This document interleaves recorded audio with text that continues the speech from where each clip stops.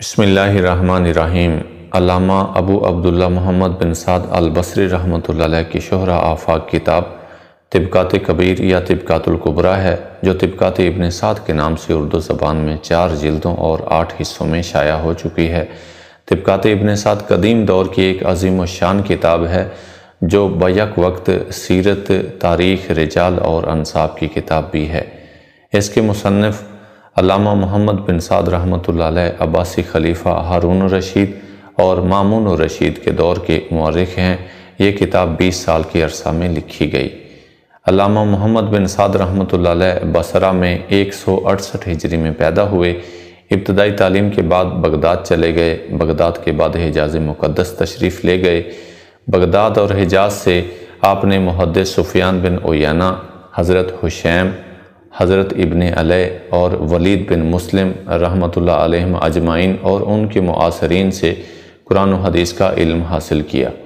آپ نے شیخ الاسلام فی الحدیث حضرت یحییٰ بن معین رحمۃ اللہ علیہ سے اکثر روایت کی ہے۔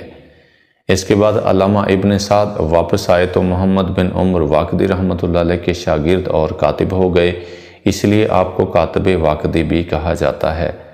واقدی ایک اخباری تھا، اس لیے محدثین کے نزدیک وہ قابل اعتبار اور ثقہ نہیں تھا، لیکن ابن سعد اپنے استاد واقدی کے برخلاف ثقہ اور قابل اعتبار سمجھا جاتا ہے۔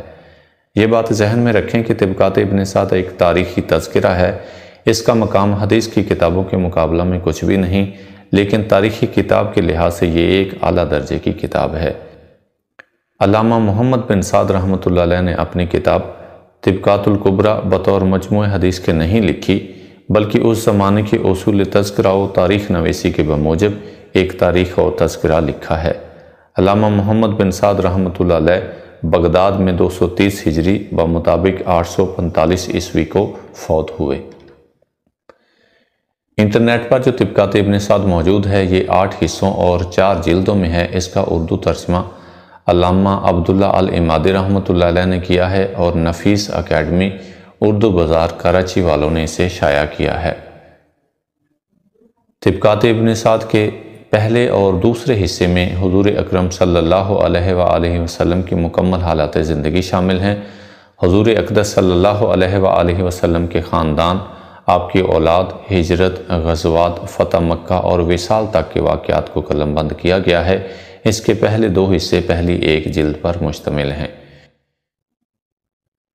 اس کی دوسری جلد میں تیسرا اور چوتھا حصہ شامل ہے، جس میں خلفائے راشدین، خلیفہ اول سیدنا صدیق اکبر، خلیفہ دوم سیدنا فاروق اعظم، خلیفہ سوم سیدنا عثمان غنی اور خلیفہ چہارم سیدنا علی المرتضیٰ رضوان اللہ علیہم اجمعین کے حالات زندگی اور کبار صحابہ کرام رضوان اللہ علیہم اجمعین کے حالات و واقعات شامل ہیں۔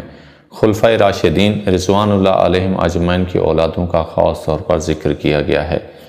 اس کی تیسری جلد میں 5واں اور 6واں حصہ شامل کتاب ہے، جس میں تابعین اور تبع تابعین اور اصحاب کوفہ کے حالات و واقعات لکھے گئے ہیں۔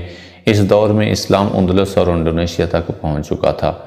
اس کی چوتھی اور آخری جلد 7ویں اور 8ویں حصے پر مشتمل ہے، جس میں اہل بصرہ، بغداد، شام، مصر اور دیگر اسلامی شہروں کے صحابہ کرام رضوان اللہ علیہم اجمعین، تابعین، تبع تابعین، مفسرین، محدثین، فقہاء اور علماء کے حالات و واقعات شامل ہیں۔ اس کے آخری حصہ میں حضور اکرم صلی اللہ علیہ وآلہ وسلم کی والدہ محترمہ، دادیوں، نانیوں، ازواج مطہرات، آپ کی 4 صاحبزادیوں اور صحابیات رضوان اللہ علیہن اجمعین کے تذکرے شامل ہیں، اور کچھ صحابیات کو دیکھ کر ایمان لانے والی عظیم مسلمان عورتوں کے تذکرے شامل ہیں۔ بلا شبہ یہ کتاب ایک قدیم علمی خزانہ ہے۔